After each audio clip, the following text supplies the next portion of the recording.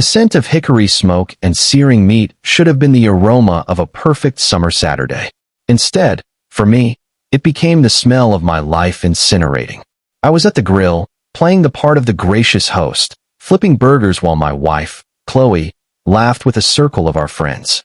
Her laugh, usually my favorite sound, suddenly seemed too loud, too performative. My eyes scanned the yard for our neighbor, Mark. He'd been oddly absent for the last 20 minutes. So had Chloe. A cold knot tightened in my gut.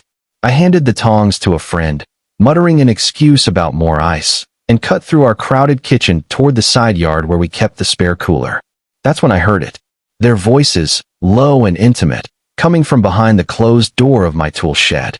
A place that smelled of gasoline and cut grass, now serving as their illicit sanctuary. I didn't burst in. A strange, icy calm settled over me. I moved closer, my ear nearly touching the sun-warmed wood of the door. Can't keep doing this, Mark. He's right there. Chloe's voice, a frantic whisper. So? That just makes it better, Mark's voice replied, a smug, lazy drawl I'd always disliked. Besides, soon enough everyone's gonna know. You can't hide this. Keep your voice down. Why?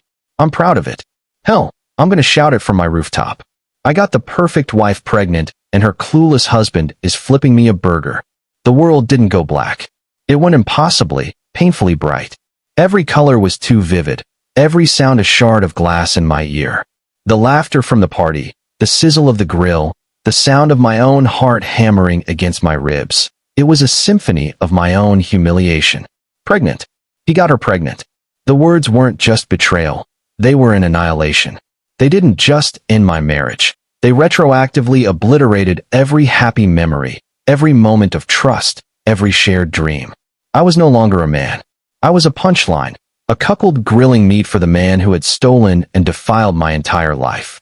I backed away from the shed, my feet moving on their own, carrying the corpse of the man I was just seconds ago. I walked back through the kitchen, past the laughing, drinking, oblivious guests, and took my place back at the grill. I picked up the tongs. My hands didn't shake. They were steady as stone. I looked at the burgers, the steaks, the perfectly grilled lines marking their surface. I saw my life, charred and consumed for the amusement of others. I saw Mark emerge first, adjusting his shirt, a smirk playing on his lips that he quickly schooled into a neutral expression when he saw me. Then Chloe, her face flushed, her smile a nervous, fragile thing. Her eyes met mine, and for a split second, I saw a flicker of panic, a silent question. I gave her nothing. I offered a bland smile. Hungry? Everything's just about ready. In that moment, as the smoke from my grill stung my eyes, the plan was born. It wasn't a plan of hot rage or frantic violence. It was something colder, more patient, and far more absolute. Revenge. Not a reaction, but a new purpose. A reason to wake up. A reason to breathe. The happy, oblivious world around me continued to spin, but I had already stepped off. My feet were now planted on a darker path, and I would walk it until I had taken from them everything they had just taken from me. The days that followed were an exercise in surreal performance art. I moved through our house, our life, like a ghost haunting its own corpse. I heard Chloe's lies, the stomach flu that explained her morning sickness, the stress that accounted for her distance. I nodded, I sympathized, I brought her tea and crackers.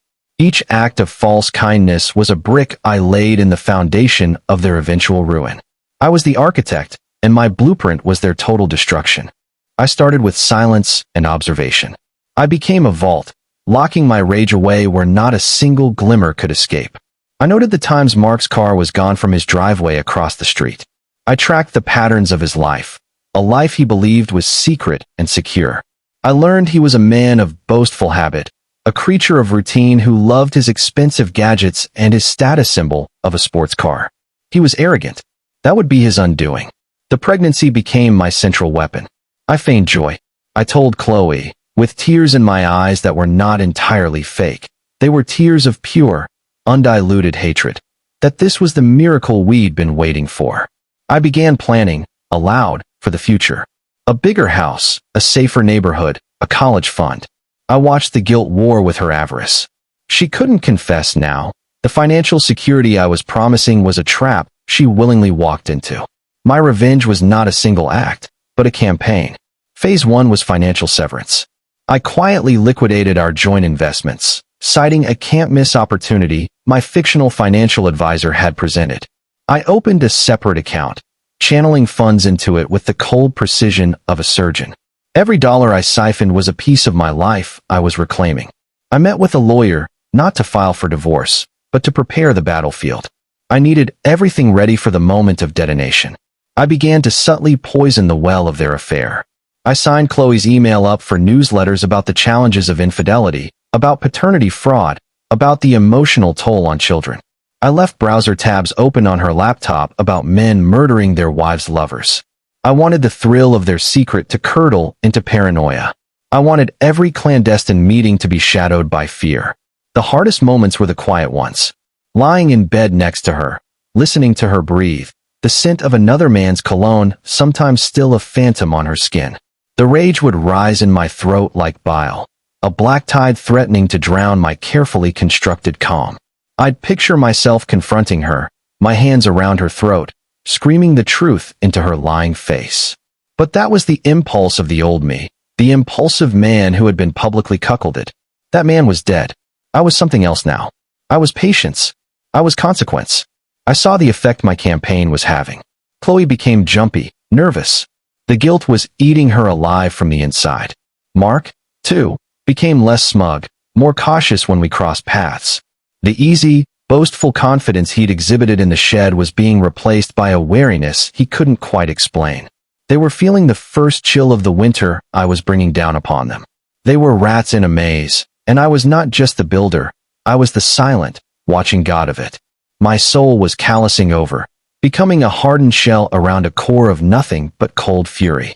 I didn't just want to leave them. I wanted to become the ghost that haunted the rest of their miserable lives. And we were only just beginning. The transformation of my home into a gilded cage was complete. Chloe, bloated with a child that was not mine, moved through the rooms with a haunted look, a prisoner of the lies she was living and the future I kept pretending to build for us. I was her warden, her benefactor, and her tormentor, all wrapped in the compassionate facade of a devoted husband. The weight of my performance was a millstone around my neck, but I wore it like a crown of thorns. Every day was a grind, a step closer to the precipice. My revenge entered its second phase, social annihilation. I needed to orchestrate their exposure, to make them pariahs in the world they had shamed me in. I started with subtle, sympathetic conversations with our closest friends. I'd hint at Chloe's distance, my confusion over her changing feelings, my concern for her well-being. I painted a picture of a struggling husband trying to hold his marriage together, all while laying the groundwork for the revelation that would paint her not as a victim, but as a monster. Mark was my easier target.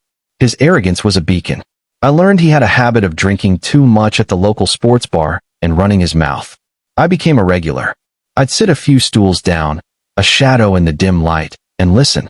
I fed his ego by proxy, buying rounds for the bar, initiating conversations about conquests and masculinity. I became a friendly ear, a fellow guy's guy. One night, the bait was taken.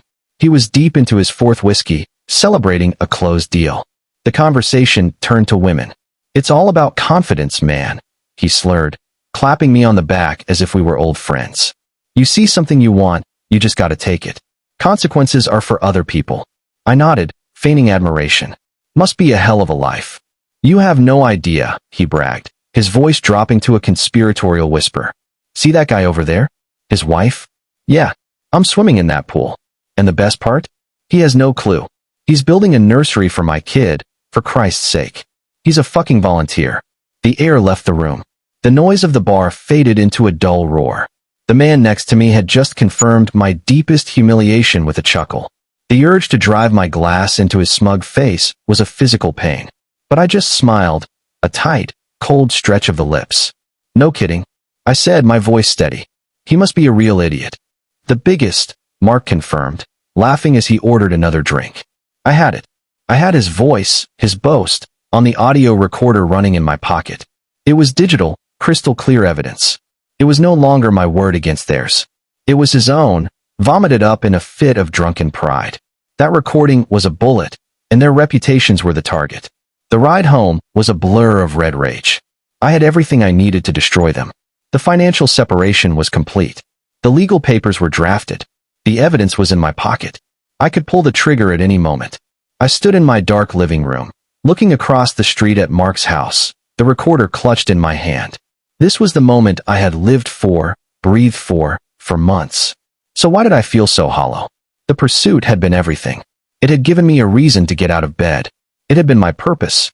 And once that purpose was fulfilled, what was left? Just the empty shell of a man who had devoted half a year to the art of destruction. The cost was already paid. My humanity was the price. I was no longer the betrayed husband. I was the architect of ruin, and the blueprint had consumed the architect. The victory, when it came, would taste of ash. The day of the reckoning was a bright, cheerful Saturday, a cruel mirror of the barbecue months before. I had planned it that way. I hosted another party. The same guests, the same summer sun, the same grill smoking in the backyard. The symmetry was perfect. I was the maestro, and this was my symphony of ruin. Chloe, heavily pregnant and anxious, tried to beg off. "I'm not feeling well, David. Please." "Nonsense," I said, my voice dripping with false warmth. "Everyone is so excited to see you. It'll be good for you." My smile didn't reach my eyes. She saw the finality in them, and, with a resigned shudder, acquiesced. The party was in full swing. Laughter echoed. Music played. The stage was set. Mark arrived, his confidence restored, believing himself the secret king of the neighborhood. He gave me a familiar, condescending nod. I nodded back. Soon. I waited until the crowd was at its peak, until the drinks had flowed and the conversations were loud.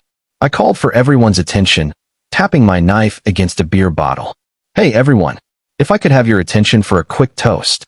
The crowd quieted, turning to me with expectant, smiling faces. Chloe looked nervous. Mark looked amused, no doubt expecting a sappy tribute to my impending fatherhood. I held up my phone. "I just wanted to say how grateful I am for all our friends." I began, my voice projecting easily. "It's been a wild few months. So much change. So much excitement." I tapped the screen. In fact, I got a recording of a funny story the other night that I just have to share. It's about confidence and consequences. I saw Mark's smile freeze. His eyes locked onto the phone. Chloe's hand went to her throat, and I played it. Mark's drunken, slurring voice filled the backyard, clear as day. "See that guy over there? His wife? Yeah, I'm swimming in that pool. And the best part? He has no clue. He's building a nursery for my kid, for Christ's sake. He's a fucking volunteer." The silence that followed was absolute. It was a physical thing, heavy and suffocating. Every head turned from me, to Mark's blood-drained face, to Chloe's, which had gone a terrifying shade of white.